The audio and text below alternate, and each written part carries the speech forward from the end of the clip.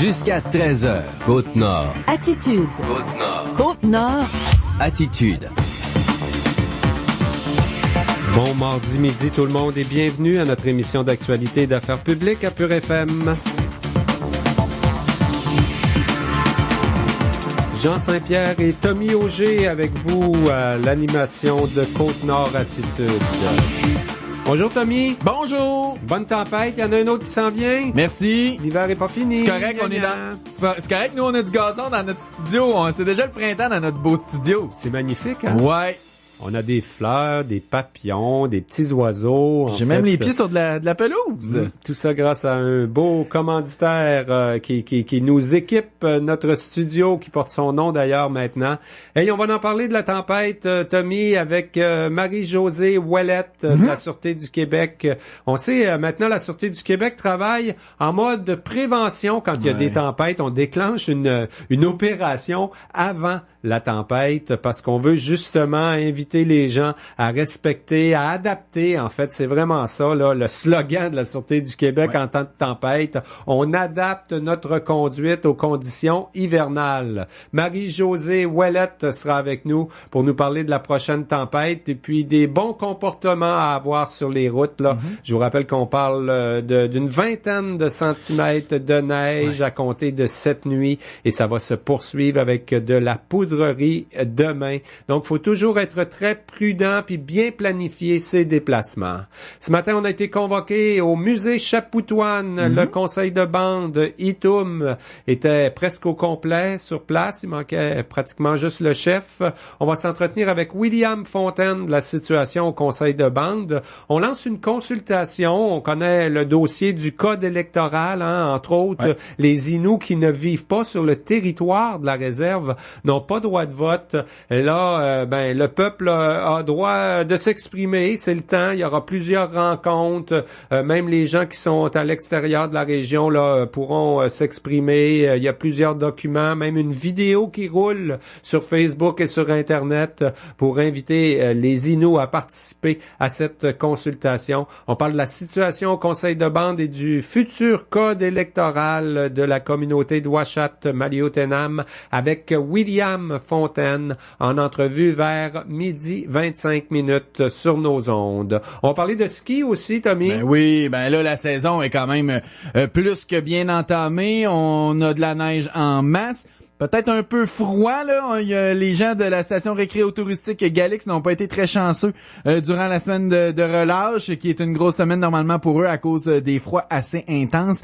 Mais on a un autre dossier là qui nous préoccupe beaucoup et c'est le fameux chalet. On en avait parlé avant les fêtes, je crois, avec Charlotte Audette. Il y a eu des annonces de subventions même, mais ça couvre pas tout, hein. Non, exactement. Donc là, on est en campagne de financement de la communauté pour se doter d'un nouveau chalet. On aura tous les détails et tous les projets de cette fameuse station récréo-touristique Galix avec le directeur de la station, monsieur Benoît Levasseur. Je regarde ça, Tommy. On a une émission assez de saison ce midi, hein, à Côte-Nord Attitude. On va parler de la prochaine tempête, on va parler de ski, on va parler aussi du printemps du côté des assurances. Hein? On a beaucoup le réflexe de magasiner maintenant ces assurances sur Internet, mais un agent d'assurance, là, un conseiller, c'est précieux. C'est ce que va nous dire Guy Duchesne d'Accès Conseil à notre chronique assurance.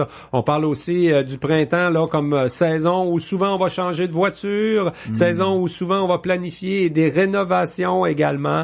C'est peut-être le bon temps de vérifier si toutes nos affaires sont correctes, là, comme les chauffe-eau qu'on oublie trop souvent, qu'il faut les changer aux 10-12 ans. Alors, la chronique assurance en fin d'émission Côte-Nord Attitude.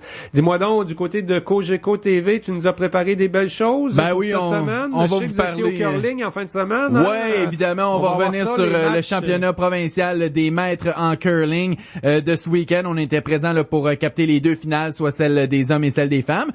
Tant mieux, on avait une équipe sétilienne sur la finale des hommes. Ils l'ont pas remporté, mais ils ont fait quand même un très beau match.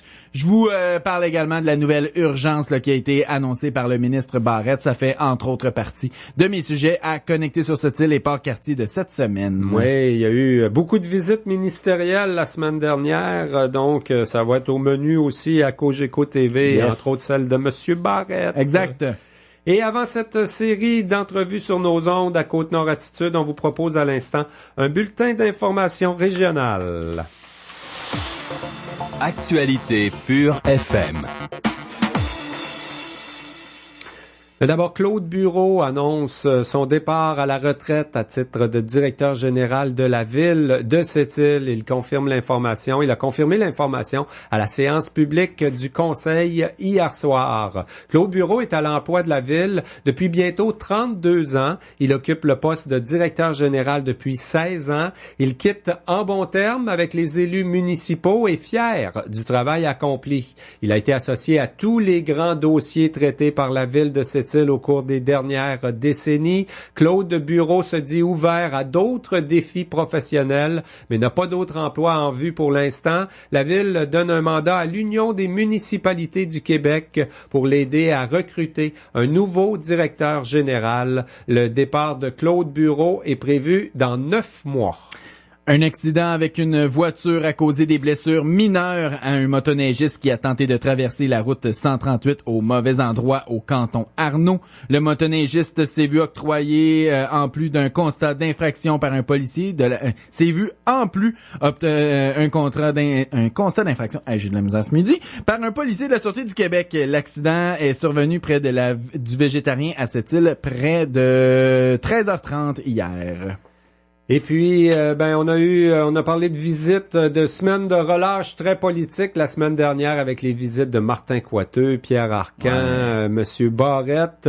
Cette semaine, ça se poursuit du côté fédéral. C'est le candidat à la chefferie du Parti conservateur du Canada, Maxime Bernier, qui était à son tour de passage sur la Côte-Nord hier. Il a rencontré des militants de son parti à Sept-Îles. Le député de la Beauce est confiant de devenir le prochain premier ministre du Canada. Il doit d'abord gagner une course impliquant 14 candidats pour le poste de chef. Les sondages le donnent quand même en bonne position, Maxime Bernier. Rappelons que Maxime Bernier rappelle que la Côte-Nord a déjà choisi dans le passé des députés conservateurs influents, dont Brian Mulroney, qui a été à la fois député de Manicouagan et en même temps premier ministre du Canada. Maxime Bernier croit que la région est mal défendue actuellement par une députée du Bloc québécois au Parlement à Ottawa. On l'écoute. Vous aviez un très bon député en Brian Mulroney. C'est un premier ministre qui a fait ses marques. Il a fait des grandes réformes. Il a privatisé Petro-Canada. Je veux privatiser Post-Canada. Moi, je pense que le Bloc québécois n'est pas le parti de l'avenir. Mais surtout, l'idée de l'indépendance, ce n'est pas la préoccupation des jeunes Québécois ni de l'ensemble de la population. Le candidat à la chefferie du Parti conservateur, Maxime Bernier, se démarque en proposant un programme politique basé sur le respect, la liberté et l'équité. Il propose des baisses d'impôts et des privatisations. Aluminerie Alouette devient la première entreprise privée de la Côte-Nord à obtenir la qualification or au programme Ici, on recycle. L'attestation du gouvernement du Québec confirme l'excellence des actions mises en place pour la gestion des déchets.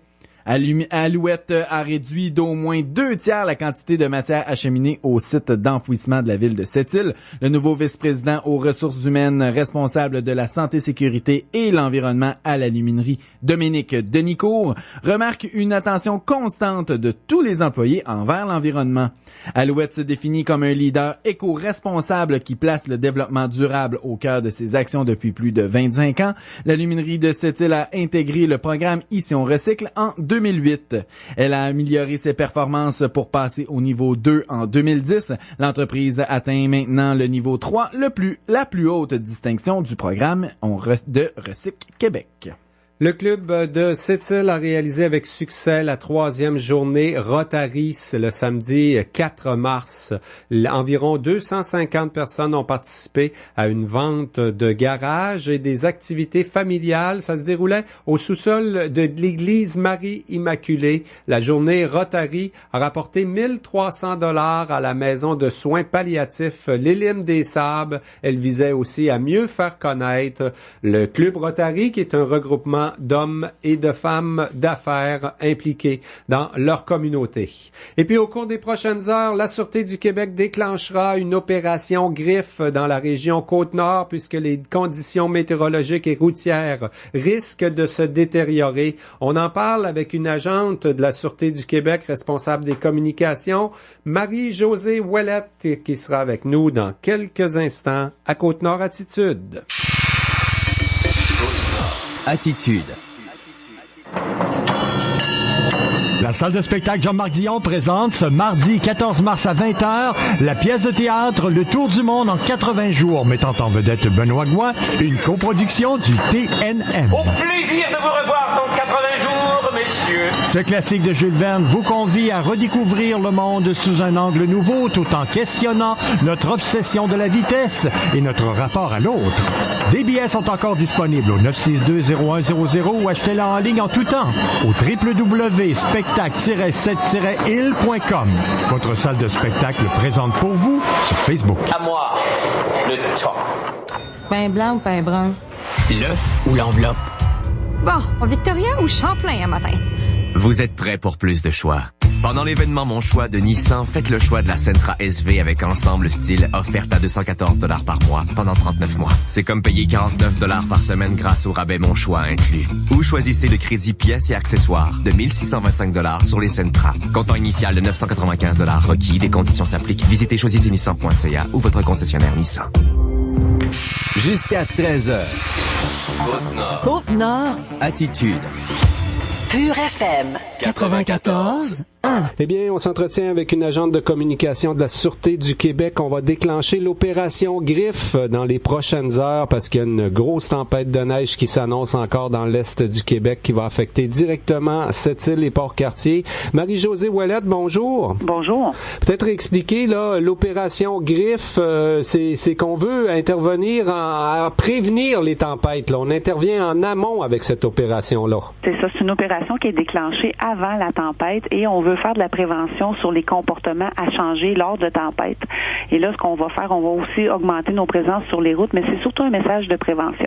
Oui, et justement, les comportements à changer, là, quand il arrive une tempête de neige comme ça, c'est justement de peut-être considérer les prévisions pour planifier ses voyages comme faut, hein?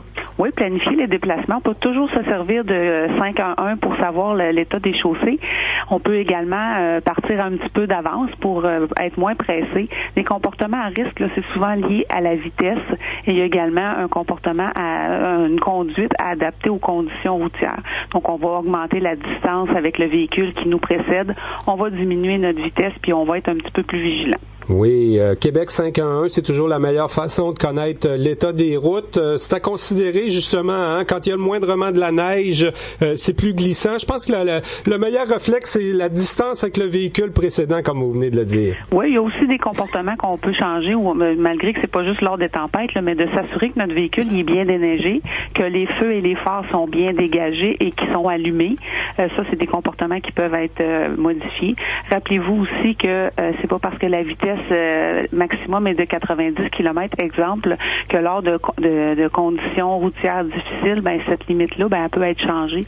Il y a un article au Code de la sécurité routière qui prévoit qu'on doit adapter notre conduite aux conditions de la route. Donc, si la chaussée est glacée et qu'on conduit trop rapidement, il est possible qu'on ait un constat d'infraction quand même. Oui. Le bilan de l'hiver, on n'a pas eu trop d'accidents. Pourtant, c'est un hiver très neigeux sur la Côte-Nord. Peut-être que les gens commencent à comprendre le message, là, avec des opérations Griffe puis des interventions en prévention comme on le fait, là. Bien, tous ensemble, on peut améliorer le bilan routier et l'opération Griffe. C'est un bon exemple de on veut changer quelque chose, on veut faire de la prévention, puis l'objectif de ça, c'est bien sûr d'améliorer le bilan routier puis de sécuriser le réseau. Oui. On pourrait aussi faire une deuxième type d'opération du côté de la Sûreté du Québec. Qu'est-ce qu'on appelle l'opération dégivreur chez vous? Bien, l'opération Griffe, on l'a dit en début, elle est déclenchée avant la tempête et l'opération dégivreur pourrait être déclenchée pendant la tempête. Et ça, ce que ça implique, c'est encore là une augmentation de la présence policière et dans l'opération dégivreur, il y a également des phases qui font en sorte que dans certaines situations, on pourrait avoir même des fermetures de route qui pourraient être annoncé. Oui, parce que quand on parle de dégivreurs, là, hein, souvent les gens partent rapidement, là, comme demain matin, on va être en pleine tempête, on prend pas le temps de déneiger comme faut, on se promène dans un igloo. C'est le genre de choses qu'on doit pas faire l'hiver non plus. Oui, les fameux véhicules igloos, ça limite la visibilité pour le conducteur qui conduit et ça augmente le risque d'être impliqué dans une collision. Oui. Dans le fond, on le voit, Madame Ouellette, là, les causes d'accidents au Québec pendant l'hiver, ce sont toujours liées aux conducteurs. Hein? C'est les humains souvent qui sont en cause, pas la route ni le véhicule. Ben, c'est souvent un comportement. Hein? Si on parle de vitesse, si on a passé par là puis on a roulé un petit peu plus vite ou on a été distrait, la distraction aussi peut être une des causes de collision. Mais soyez vigilants, diminuez votre vitesse puis respectez les limites de vitesse.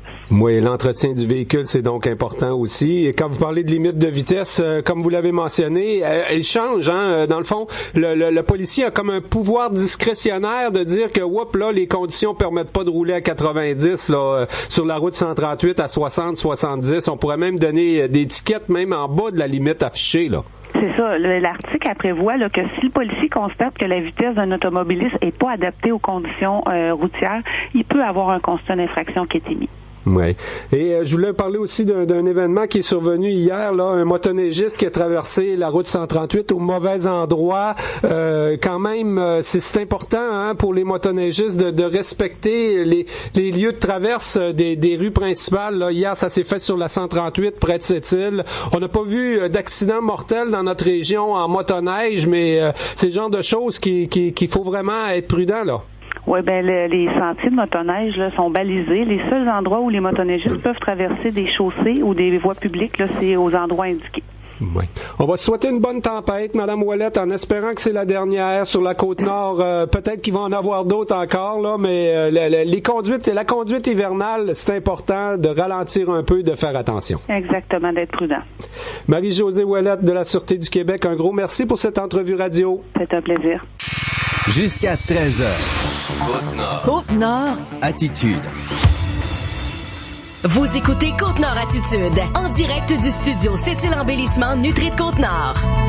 Dans la vie, il faut savoir se faire plaisir. Que ce soit avec un café de torréfaction supérieure ou un authentique café de spécialité, McCafé a tout ce qu'il faut pour vous réjouir. Et pour une durée limitée, célébrez le temps des sucres en dégustant un latte au caramel et à l'érable, préparé avec notre espresso McCafé, du lait frais moussé à la perfection et couronné de caramel à l'érable. Et n'oubliez pas qu'avec ma carte McCafé, vous achetez 7 boissons chaudes au choix et la 8e format moyen est gratuite. McCafé, le café autrement, dans les restaurants McDonald's du Canada participants. Détails en restaurant. Quoi? Un financement à 0% d'intérêt pour une auto, là, c'est-tu bon, ça? Ta mère et moi, on te finance à 0% depuis 24 ans. Trouves-tu que t'as fait une bonne affaire? Pas pire. Je dirais ça, moi aussi. C'est l'événement Un zéro qui vaut gros chez vos concessionnaires Chrysler, Dodge, Jeep et Ram. Profitez dès maintenant d'un financement à l'achat à partir de 0% jusqu'à 72 mois sur la plupart des Jeep Cherokee 2017 et à partir de 0% jusqu'à 84 mois sur les modèles Dodge Grand Caravan 2017 sélectionnés. Sur approbation du crédit, détails chez vos concessionnaires. Côte-Nord. Attitude. Pure FM 94. Entretien avec le conseiller au conseil de bande de Ouachata-Macmalieu-Tenam, William Fontaine. On parle entre autres du code électoral qui sera revu pour la communauté Innu. Bonjour William Fontaine. Quoi, bonjour. William, ça faisait longtemps qu'on n'avait pas entendu parler du conseil de bande. Là, ce matin, on a été convoqué 5 conseillers et tout un comité en fait qui va revoir le code électoral. D'abord, ça va bien ces jours-ci du côté des élus là, de Ouachata-Macmalieu-Tenam. Il y a beaucoup de dossiers quand même qui s'en viennent au printemps, là. Oui, ça va super bien. On travaille très fort au conseil de bande. Oui, malgré que le chef est moins présent, chacun a des dossiers, hein, et puis voit ce que les affaires se fassent. Oui, je pense que chaque personne qui a été élue démocratiquement fait son travail, travaille pour la communauté. Il y a 5 conseillers sur les membres du conseil, là, Jonathan Saint-Onge, Dave Volant, Mathieu McKenzie et le président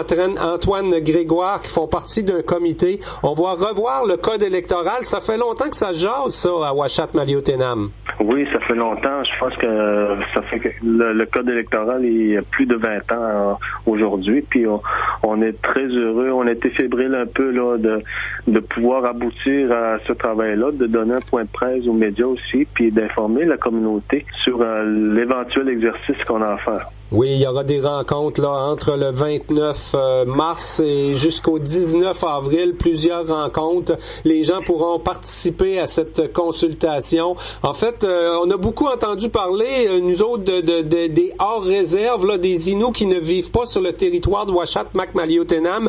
C'est entre autres ce débat-là qu'on va vivre là avec les consultations qui s'en viennent.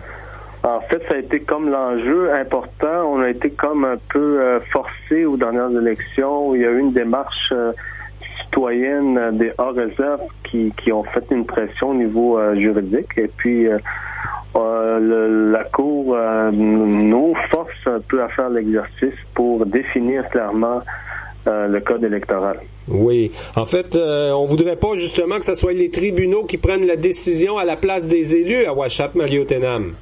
Non, je pense qu'on est en mesure. Je pense qu'on est assez.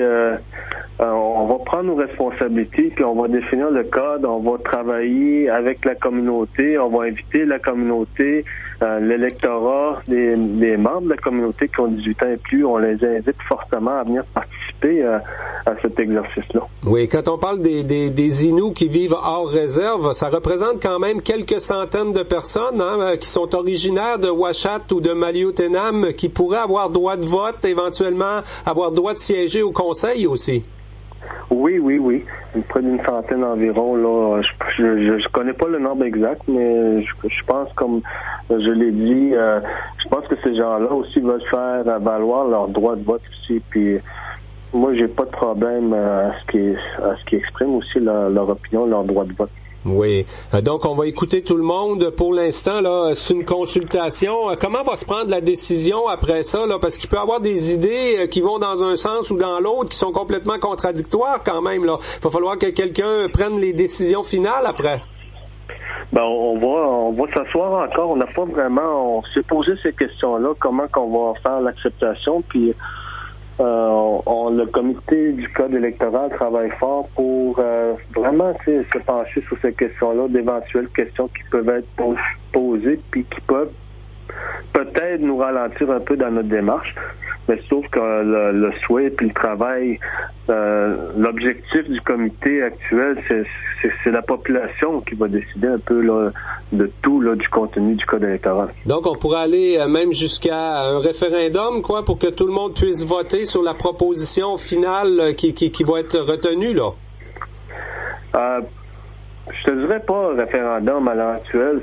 Je pense que ça va être important d'apporter aussi, j'aimerais ça mentionner que la modification du code, ça va être important aussi de le définir correctement parce que c'est un peu comme incompréhensible comme processus de modification, puis ça va être un sujet, je pense, important à définir correctement, clairement pour les prochaines années. Et on veut faire ça en toute transparence, finalement, là, indépendamment des clans, parce qu'à la dernière campagne électorale, il y avait quand même des équipes qui se sont un peu débattues sur la place publique pour se faire élire. Mais quand on parle du code électoral, c'est pas politique, là. Actuellement, quoi, il y a des gens de toutes les tendances, tous les partis politiques qui sont représentés sur le comité? Oui. Je pense qu'on travaille très bien ensemble. On est très conscient que le code électoral doit se faire dans une harmonie. Entre autres, ça va être un des effets aussi lorsqu'on va finaliser le code, lorsqu'on va l'adopter à la fin, ça va apporter une harmonie au niveau de la communauté. Ça va apporter une sécurité aussi au niveau de la communauté. Oui, et de la stabilité finalement. C'est beaucoup ce qu'on cherche là. Finalement, plus d'harmonie, de stabilité, hein? Oui. On souhaite grandement une grande harmonie, stabilité au niveau de la communauté.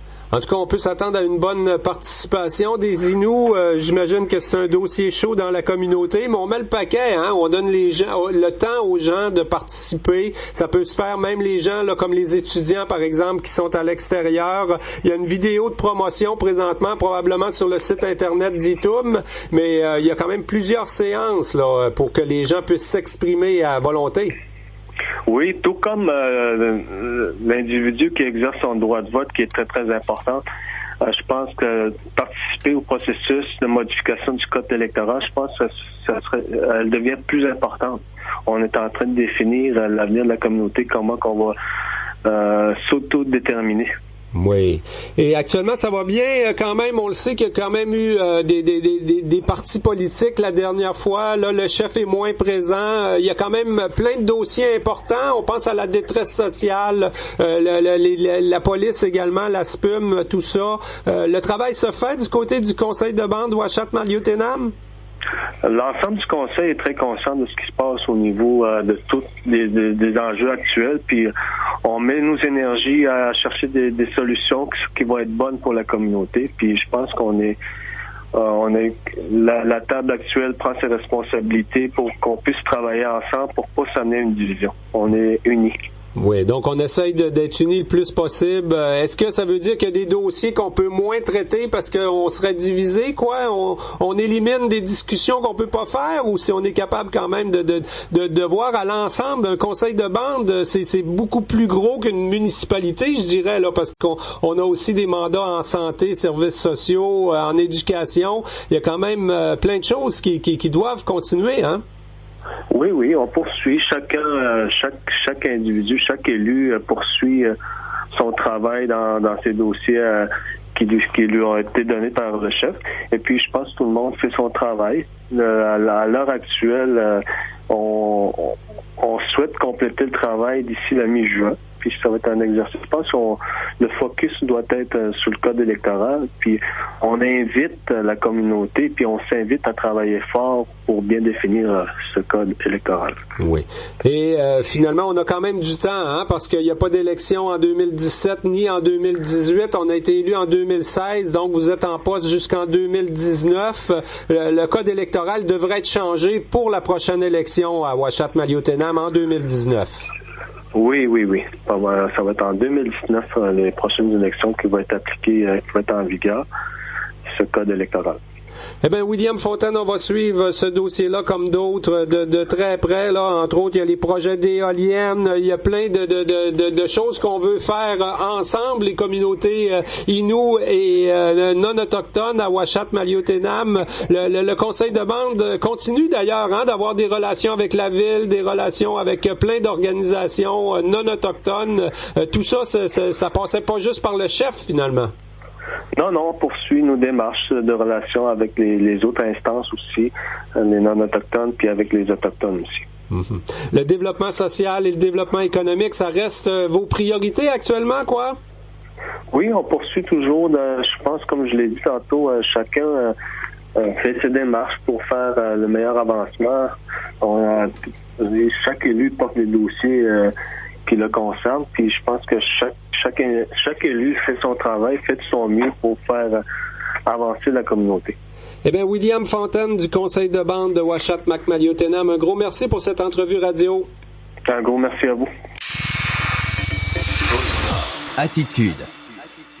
On vient encore de redéfinir la robustesse. Vous ne restez pas assis sur vos lauriers, et nous non plus. C'est pourquoi le F-150 travaille aussi fort que vous. Et avec la carrosserie en alliage d'aluminium de niveau militaire, fini la rouille. Obtenez 10 000 de rabais sur les F-150 2016-9 sélectionnés et les membres de Costco admissibles reçoivent 1 000 supplémentaires. F-150, robuste, intelligent, compétent, imbattable. Visitez trouvervotreford.ca pour les détails. La fête de ton plus grand arrive à grands pas. Tu sais pas quoi lui donner? Tu dois rentrer ton auto au garage. Tes comptes ne cessent de s'empiler. Et ça, c'est sans parler de l'hypothèque qui gruge une bonne partie de ta paye. Et malgré tout, toi aussi, tu veux une vie incroyable. Oui, tu le peux. C'est facile et surtout possible grâce à Boutique Attraction. Une nouvelle façon de magasiner qui te fera faire de véritables économies. Avec la Boutique Attraction, tout est à un minimum de 50% de rabais. Qu'une seule adresse pour te faire sourire, boutiqueattraction.com. Bonheur PM. Allô, c'est David. C'est moi qui ai le bonheur de vous accompagner pour votre retour à la maison. Je vous propose une émission simple où se côtoie un peu d'infos, de sport, de potins showbiz, un brin de folie et surtout la meilleure musique. Je vous attends du lundi au jeudi dès 15h. Pure FM 94. Les douces soirées Pure FM. Allô, c'est Valérie. Quoi de mieux pour terminer la journée que de se détendre avec les meilleures balades? Tu chasses les anges qui passent, c'est la bonne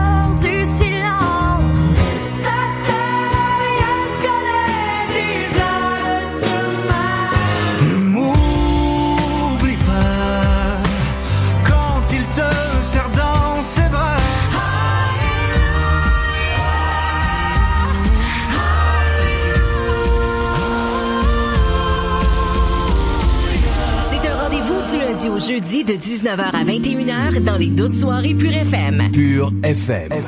94.1. De Nashville À la Côte-Nord. Bonjour, ici Jean-Roch Comédie. Ici Julie Garage. Bonjour, ici Roland Poirier, le cowboy des îles. Ici Patrick Normand. Bonjour, ici Herman Deb. Ici David Garage.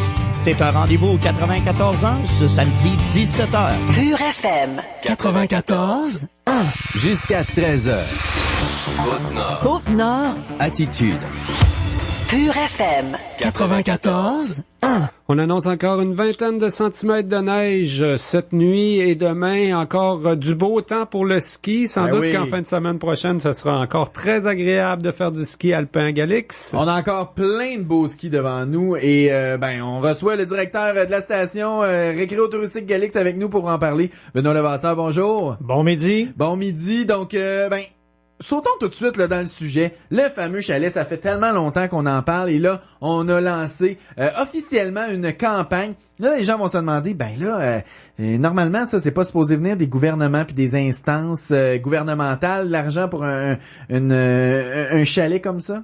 Oui, en fait, le gouvernement nous a octroyé l'équivalent de 50% du coût du chalet, là, 1,4 million, presque 1,5 million.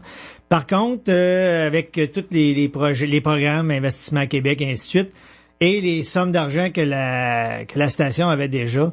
Donc, on avait un petit creux là, au niveau de notre mise de fonds, là, du financement de 400 000.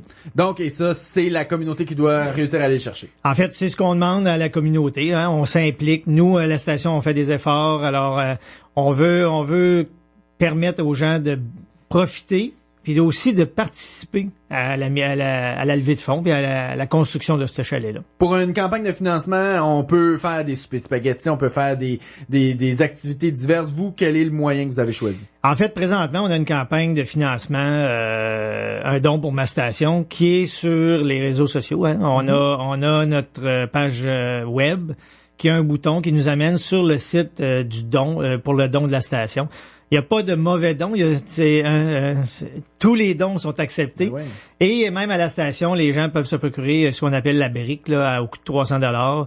Et on a un panneau à l'intérieur du chalet qui nous montre un peu la progression là, l'évolution en fait de la campagne de financement là, qui bat son plein. Là. Donc un beau slogan, ça, un don pour ma station, ça rime en plus, ça devrait marcher. Oui, en fait, regarde, moi je pense que oui là, mais ça relève un peu de la communauté et aussi des utilisateurs. Donc, ça fait longtemps que les gens disent qu'ils aimeraient avoir un nouveau chalet et ainsi de suite.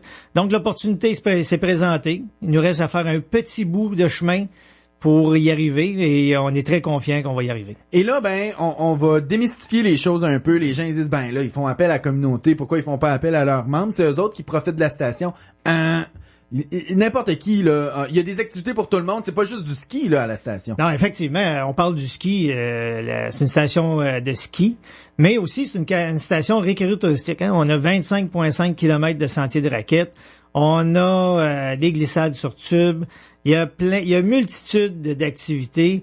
C'est sûr qu'avec un beau chalet neuf, hein, on va pouvoir offrir des espaces à des gens qui veulent venir faire une réunion, peu importe l'activité qu'ils vont vouloir créer ou avoir, on aura l'opportunité de les accueillir chez nous. Là. Une halte motoneige. Moi, depuis des années, j'en rêve. Les gens là qui veulent partir, faire une journée, à un arrêt là, aller manger un peu ou aller juste prendre un café. C'est une étape entre cette île et Port-Cartier qui devrait être rentabilisée. Avec un nouveau chalet, ça faciliterait les choses? En fait, ça faciliterait les choses au niveau de la restauration. Hein. Les gens, ils seraient plus à l'aise. Puis je vous dirais que cette année, on a quand même, en tout cas moi, j'ai observé beaucoup plus de motoneige que les années passées. Donc, on est très content de recevoir ces gens-là chez nous. Mais effectivement, un relais là officiel sur le sentier Trans-Québec ou Trans-Canadien, ça serait intéressant. Le chalet comme tel, est-ce qu'on a déjà les dessins, quoi? Il y a un architecte qui a regardé ça. Est-ce qu'on va avoir un bâtiment bien différent de ce qu'on a actuellement au Ski Galix, là? Ouais, c'est sûr qu'on veut s'en aller vers un plancher unique, là, avec un rez-de-chaussée et un rez-de-jardin, là, étant donné qu'on est sur une montagne, donc on a dénivelé, mais on n'aura pas un 3 étages comme qu'on a présentement, là. Parce que c'est une fois qu'on a nos bottes de ski d'un pied, on s'entend, c'est plus compliqué, là. Oui, effectivement. Et puis on sait tous, là, les fameux escaliers à la station, là, c'est la bête noire de toutes les skieurs. Oui. Mais je veux dire, c'est un chalet qui va être disponible en location aussi éventuellement, là. Même l'été, dans votre saison morte, ça peut servir à d'autres activités, quoi. Ouais. Ben en fait, faut le voir d'un aspect investissement. On investit près de 2,5-3 millions de dollars à la station. Donc, on veut rentabiliser cet investissement-là.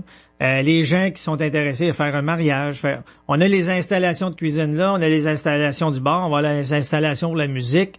Alors, il va y avoir une multitude de possibilités avec cette infrastructure là. Entre 2,5 et 3 millions, c'est pas un petit peu au-dessus de nos moyens? Est-ce qu'on y va vraiment avec ce qu'on a besoin, le strict minimum de ce qu'on a besoin, ou on se dit, on y va un peu plus là pour qu'on soit bien? En fait, faut le regarder de deux façons. Présentement, on a un chalet avec une capacité d'accueil, le bon an mal an, là, 270 personnes sur les 3 étages. Okay. Nous, ce qu'on vise, là, c'est environ 350, 325, 350. Sur un seul plancher. Sur un seul plancher. Par contre, ce qu'on n'a pas à la station présentement, c'est des espaces de rangement. Hein, on arrive à la station. Ouais, ils sont comme cachés là dans un autre bâtiment. Ouais, mais en fait, les espaces de rangement, quand je parle, les gens arrivent avec leurs sacs, leurs bottes, leurs scies. On n'a pas vraiment d'espace pour ranger nos choses. Okay. Donc, avec un chalet mieux aménagé, avec des espaces de rangement, qui va faciliter la circulation à l'intérieur du chalet. Alors, si moi j'arrive pour dîner, ben il y a toujours plusieurs places de disponibles. Comparativement à maintenant, il y a des sacs, il y a ci, il y a ça. Alors, c'est un petit peu plus difficile. Fait qu'un meilleur aménagement.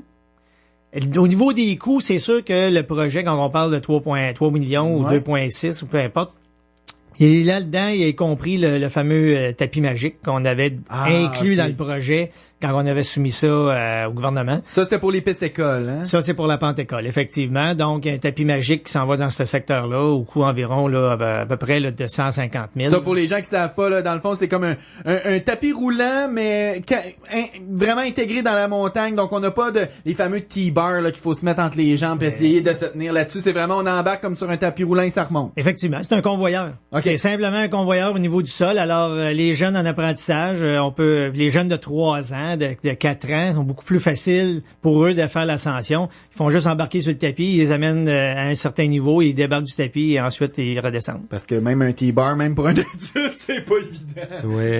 En fin de semaine, on a entendu parler d'un bris. Est-ce qu'on aura besoin éventuellement d'un nouveau remont de pente? C'est un gros morceau pour une station de ski aussi, là, de remonter les gens en haut de la montagne, là. Ouais, notre remontée mécanique a un peu plus de 20 ans. Par contre, en fait, ce qui est arrivé en fin de semaine, c'est un élément de sécurité qui a fait son travail. Okay. Fait que c'est arrivé à une heure qui était une heure un peu plus problématique. C'est arrivé à 14h05 environ. Dimanche, ça. Dimanche après-midi. Donc, pour effectuer les travaux dans la tour, les gens on doit évacuer on doit prendre les mesures avec le moteur diesel pour sortir les clients des chaises. Et après ça, on a procédé à la réparation. Alors, à 14h55, le remontée mécanique était déjà en marche, mais on a décidé de pas réouvrir. Il restait 20 minutes. OK. Mais là, on est prêt pour reprendre mercredi, là. Jeudi, les opérations. Jeudi, oui. Ouais. Mais c'est pas la première défaillance cette année. C'est malheureux parce qu'on a une belle saison. On y reviendra tout à l'heure sur les conditions météo depuis le début de la saison. Mais ça, l'entretien, comme tu le dis, c'est une infrastructure de plus de 20 ans. On se doit de faire de l'entretien. Ça peut durer combien de temps, un remontant comme ça? Ça a une longue vie. Ça peut avoir une très longue vie, un remontée mécanique comme ça. Par contre, nous, l'entretien, puis il faut démystifier un peu le volet entretien. L'entretien mécanique, on est régi par la régie du bâtiment au niveau des remontées mécaniques. Donc, c'est inspecté annuellement et ainsi de suite. Là, ce qu'on a vécu cet hiver, c'est d'un peu plus subtil, c'est des petits troubles électriques, électroniques, des sensors, des limit switch et ainsi de suite.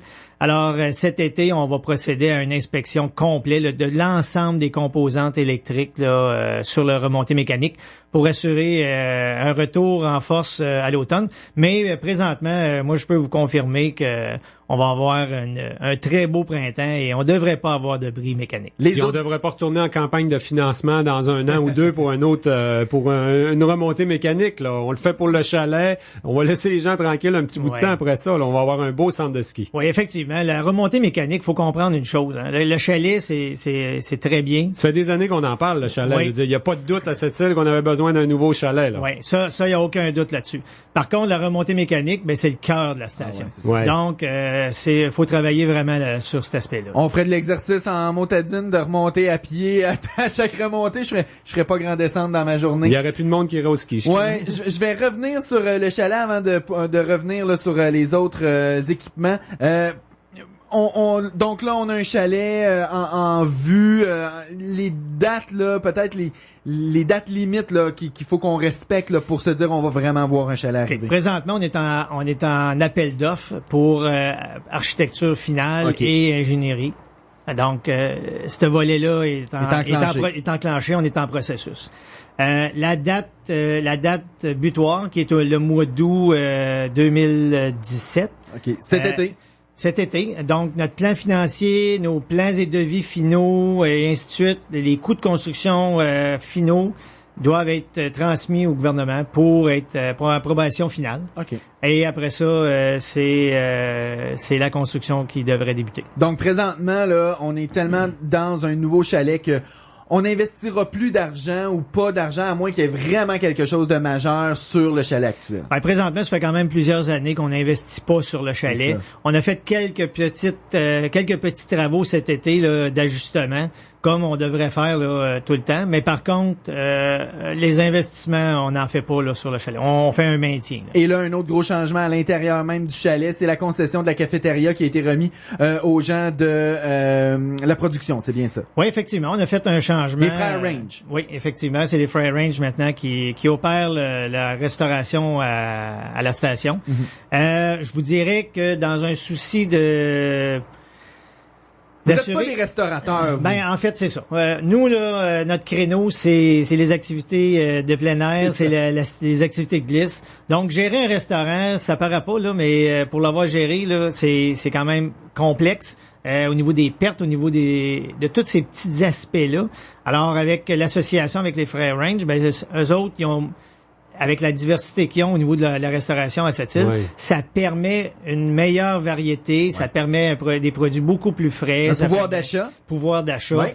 Donc, évite les pertes. Ils vont mettre ça dans le poutine, finalement. Ben non, mais eux, dans le fond, sont capables de mieux, ils connaissent mieux comment gérer de la nourriture. En fait, on va le dire comme ça, ils connaissent la poutine. C'est ça. Mais ils convergent avec leurs autres commerces aussi. Oui, effectivement. Alors, c'est très bénéfique. C'est du gagnant-gagnant. Génial. Autant pour la station que pour les Frères Range. Et nouveau chalet ou pas, l'association se poursuivra, j'en suis convaincu. Revenons rapidement sur les autres équipements. Dameuse, sur les glissades, les infrastructures pour les glissades, ça, tout va bien? En fait, les glissades, ça va bien. On est en train de regarder, suite à une rencontre qu'on a eue, les membres de l'Association des stations de ski du Québec. Mm-hmm. On est en train de regarder tout ce qui est au niveau légal, au niveau des glissades sur tube. OK. Et les conformités. Alors, on est en train de revoir un peu comment est-ce qu'on va peut-être réaménager quelque peu là, nos glissades pour assurer la sécurité de nos utilisateurs. Il y aura peut-être du nouveau de ce côté-là. Je voulais finir avec toi là, avec les dernières activités, ou du moins les activités qui sont à venir. Snowcross en fin de semaine, donc les fameux skidoo dans Suicide. Oui, le Hill Climb, c'est samedi il va débuter à 13h pour se poursuivre là, jusqu'à environ 17h. Fait à noter, en fin de semaine, les gens qui veulent venir faire du ski pareil le samedi matin, il va y avoir du beau ski jusqu'à 13h30 et c'est le tarif demi-journée qui va être appliqué pour toute la journée là, jusqu'à 13h30. Et les gens qui vont bénéficier, qui vont avoir la passe de Hill Climb, vont pouvoir bénéficier aussi des tubes jusqu'à 18h. Ça, c'est le fun. Quand tu es arrivé en place, une de tes priorités était de faire revenir le ski de printemps. Est-ce que, cette année, on poursuit là assez tard dans la saison? Ben, en fait, des gens qui ont bénéficié de leur passe de saison en début d'année ont vu, quand ils ont reçu le calendrier des activités, que notre saison s'échelonne jusqu'au 30 avril.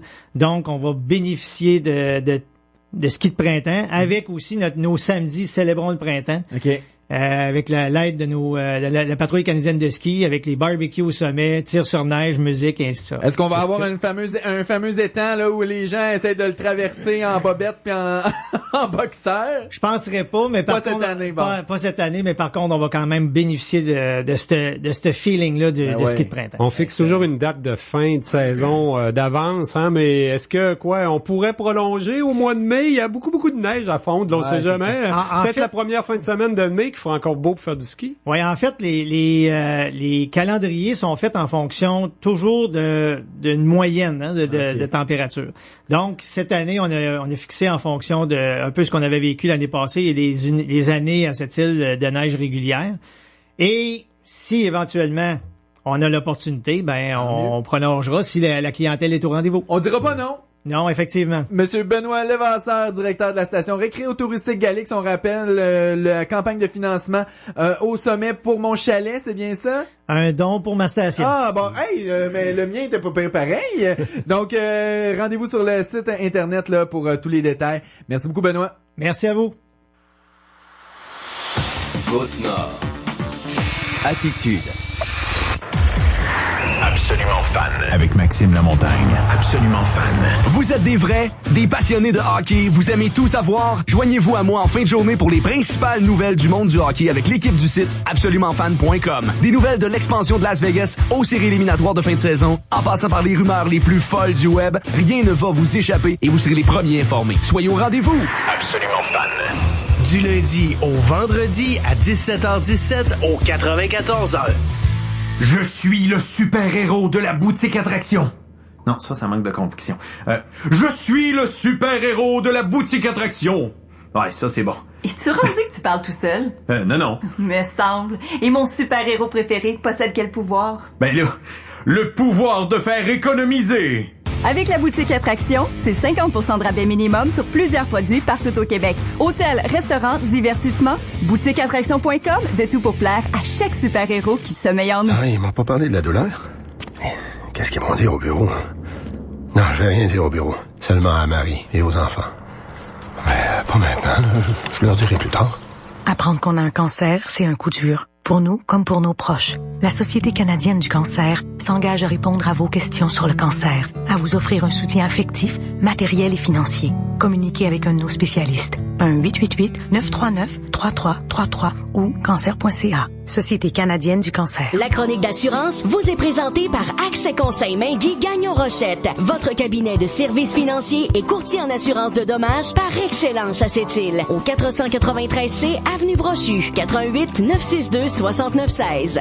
On est en fin de saison hivernale, on nous prévoit encore une tempête, mais beaucoup de gens pensent au printemps et planifient diverses choses, dont des rénovations au printemps. On va en parler à notre chronique assurance dans les prochains instants. Guy Duchesne, bonjour. Bonjour Jean. Le printemps, c'est une grosse saison pour les assurances, entre autres les rénaux, les changements de voitures, tout ça. En fin d'hiver comme ça, il y a plein de conseils de prévention qu'on peut donner aux gens. Hein? Ben oui, le printemps va finir par arriver. Il nous annonce encore de la neige cette semaine, mais un jour, il va se mettre à faire beau. Puis, je dois te dire, Jean, depuis le début de l'année, depuis le début de l'hiver, on a beaucoup de réclamations cette année. La température est très changeante. On passe de température très, très froide avec ensuite à de la neige, à de la pluie, à du verglas. Ça amène un lot de réclamations. Ça fait que je me suis dit, avant la fin de l'hiver, ce serait important d'apporter quelques conseils de prévention à nos gens. Oui, ça n'a pas été un hiver facile comme ça. Pas du tout. Les trottoirs, les allées piétonnières sont très glacées présentement. Profitez-en pour essayer d'aller mettre du sel. Quand il fait très froid, ça fait pas beaucoup effet, mais là, ça va se mettre à réchauffer. Mettez du sel pour éviter des chutes sur votre entrée, principalement aux propriétaires d'immeubles commerciaux ou aux propriétaires de blocs appartements. On voit beaucoup présentement de chutes et des gens se blessent et c'est pas agréable du tout d'avoir à traiter ce genre de réclamation. C'est jamais le fun, principalement quand c'est des gens de la famille ou des voisins. On a eu quelques cas où c'est les gens de la famille qui sont tombés. Donc, une poursuite entre gens de la même famille, c'est jamais très, très agréable. Ça fait pas les meilleurs soupers de famille, mettons. Faut bien comprendre qu'on est responsable. Quelqu'un glisse sur notre galerie, se plante, se fait mal. On a une responsabilité civile. Ben, on peut en avoir une, effectivement, si on n'a pas pris les mesures nécessaires pour éviter une chute ou pour éviter que ça soit trop glissant, si on n'a pas mis les avertissements ou si on n'a pas fait en sorte de déglacer, on peut effectivement être tenu responsable. Donc, c'est important de faire les efforts pour minimiser le risque là, de chute. Je veux également vous parler du poids de la neige. On a il y a eu un bon hiver de neige, puis quand il pleut, ça ajoute du poids sur nos toitures. Allez déneiger vos toitures, que ce soit une toiture commerciale, que ce soit votre résidence ou le cabanon. On pense pas sur le cabanon et le patio. C'est des endroits des fois qu'on néglige d'aller déneiger, pardon. Et c'est souvent des endroits où on a des réclamations. Donc, le patio finit par écraser parce qu'il y a trop de poids, il y a une surcharge depuis trop longtemps dessus. Donc, profitez-en de déneiger ça va vous éviter des problèmes. Et mon dernier conseil de prévention, c'est concernant les gouttières et les margelles. Assurez-vous que la gouttière peut s'égoutter. Je vous dis pas d'aller sur le toit pour déneiger puis de mettre du chauffage, prendre un chalumeau pour déneiger déglacer vos gouttières. Au contraire, faites pas ça. Mais dégagez par contre la partie où l'eau s'écoule pour s'assurer que l'eau va s'évacuer plus loin que la maison, va pas couler à cause de la neige ou de la glace, va se ramasser dans un coin de la fondation puis va finir par s'infiltrer là, dans une fissure ou quoi que ce soit. Donc assurez-vous que l'eau, lorsque le soleil va se mettre à chauffer puis l'eau va fondre de la toiture, que elle va s'évacuer comme il faut là, pour pas qu'il y ait d'accumulation sur le bord des fondations. Guy, le printemps, c'est souvent l'occasion de faire des rénovations, mais surtout de faire l'inventaire, là, puis l'état de santé de notre matériel, là, comme les chauffe-eau puis ces choses-là. C'est peut-être le temps justement de vérifier s'ils vont pas péter dans les prochaines heures, là. Bien, effectivement, plusieurs personnes vont effectuer des rénovations au printemps. C'est une bonne période pour ça. Oubliez pas de viser votre assureur, premièrement, parce que vous avez une obligation, lorsqu'on fait des travaux importants dans une maison, d'aviser votre assureur et également pour vous protéger. Ça peut avoir une influence sur le coût de reconstruction de votre résidence. Si on fait la toiture, si on fait la cuisine, les salles de bain, etc. Donc, le coût de reconstruction de votre résidence va être augmenté. C'est important d'avoir le bon montant d'assurance sur notre police. Donc, il faut aviser votre assureur. Également, profitez-en si vous remplacez faites des travaux majeurs dans votre maison, mais profitez-en donc pour remplacer votre chauffe-eau qui va peut-être dater de 10, 12, 15 ans même. Donc, on suggère après 10 ans, après 12 ans maintenant de remplacer le chauffe-eau. J'ai moi-même la semaine dernière remplacé le mien. J'ai eu un petit problème à la maison de valve qui a pété, qui a occasionné un dégât d'eau. Ça fait que j'en ai profité pour changer le chauffe-eau en même temps. Puis je peux vous dire que mon chauffe-eau avait 13 ans. Lorsque le plombier l'a vidé l'eau du chauffe-eau pour pouvoir le déplacer, l'eau qui sortait de là, c'était pas beau. Je vais vous dire une chose, le fond du chauffe-eau, là, même s'il y avait 13 ans, n'était pas si vieux que ça. C'était pas beau ce qui sortait de là. Donc, pensez-y à remplacer le chauffe-eau. Ça va vous éviter des problèmes futurs. Oui, c'est déjà beau, 13 ans. Hein? On dit que ça a une espérance de vie d'une dizaine d'années, ces engins-là. Ben, c'est ça, là. Avant, on les remplaçait jamais, mais maintenant, après 10-12 ans, on suggère de les remplacer. Donc, profitez-en pour le faire. Et même chose pour vos boyaux de laveuse, les boyaux d'alimentation de la laveuse à linge et du lave-vaisselle qu'on ne parle jamais.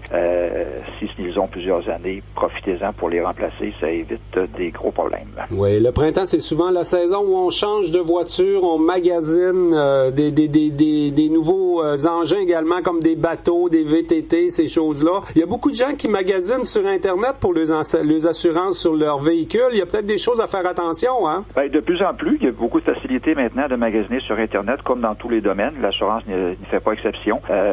Je ne suis pas contre du tout l'idée de magasiner les assurances sur le web.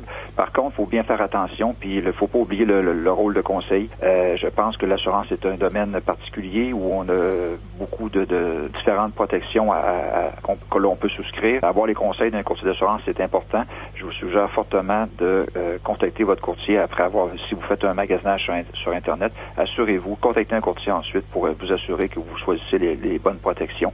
Ne pas seulement se fier à la prime, parce que souvent les soumissions rapides sur Internet sont faites pour attirer justement les gens à contacter. Ils vont mettre une prime très intéressante, mais avec des protections qui sont souvent moindres. Oui, il y a Donc, beaucoup c'est important de bien se faire conseiller, d'avoir les bonnes protections, parce qu'on s'assure pour la journée où on a un accident, une catastrophe, on veut être bien couvert, on veut pas avoir de mauvaises surprises. Prenez le temps de parler à un courtier d'assurance, ça va éviter bien des désagréments. Il y a beaucoup de publicité sur les assurances qui circulent, qui nous invitent à prendre toutes nos assurances avec la même entreprise. Il y a probablement un intérêt là aussi, hein? Ben, il y a effectivement l'avantage à joindre les polices automobiles et les polices d'habitation avec le même assureur.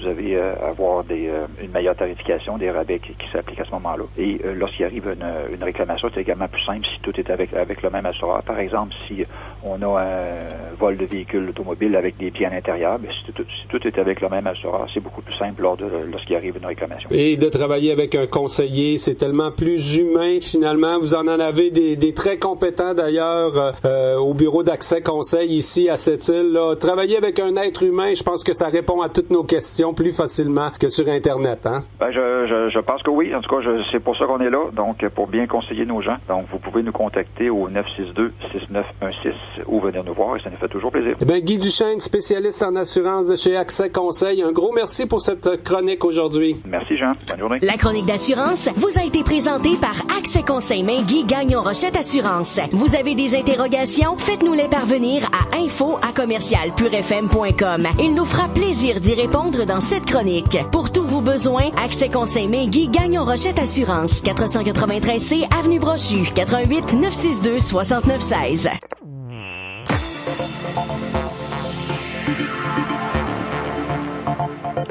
Ben, ça complète notre émission Côte-Nord Attitude de ce mardi 14 mars 2017. Tommy Auger, merci beaucoup pour ta présence. Fait plaisir. Moi, je serai probablement pas en studio jeudi, mais on va être en direct quand même, hein? Oui, jeudi, il y a une activité de la Chambre de commerce à Sept-Îles avec un porte-parole de la compagnie IOC. Tu vas être nos oreilles sur place. Yes. Et puis, on aura certainement l'occasion d'en entendre un petit extrait au moins. Demain, je serai avec Valérie Dionne à Côte-Nord Attitude et on reçoit entre autres Paul Saint-Pierre Plamondon, le gars qui est en train de reviser le Parti québécois. Là. Il est brave. Ben, il était pas venu pendant sa course à la chefferie. C'était le seul qui était pas venu à Sept-Îles. Ouais. Mais là, il est à Sept-Îles demain. Donc, on parle de l'avenir du Parti québécois avec Paul Saint-Pierre Plamondon demain à Côte-Nord Attitude, entre autres sujets. Au revoir tout le monde.